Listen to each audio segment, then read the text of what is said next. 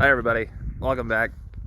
From last week here, they got all the west wall done, and then most of the trusses up. They got 4 more to do. They wanted to get that done on Friday, but it was too windy to get those up. So that's where we're at with the barn, and I figured I'd give you some more context about the two farms.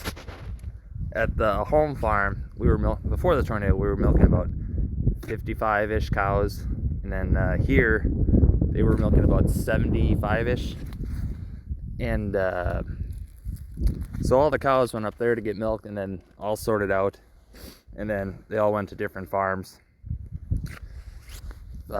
nearby, stuff like that, and that's what happened. And so now we're milking about 80 some cows up there, and between the two farms we sold a lot of them, either old age, other health issues, couldn't get bred, or their milk quality wasn't there, or they weren't producing a decent amount of milk to keep these cows. Some of them were sold to other farms. We still have a few heifers and cows at other places. You can see behind me, there is some here.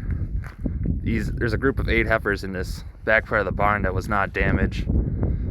They came back here middle of August. It's kind of crazy how this wasn't even damaged, because literally right here where these bales were was an entire heifer shed with heifers in it, and the whole thing was gone in a tornado, destroyed. And so the goal with this barn here, I'm sure some people are going to say, oh, why don't you build a freestall? You know, I'm with you 110%. We talked about it for years, but you know, like when you've been farming the same way since the 70s, why change, right? I'm sure some people will get that reference.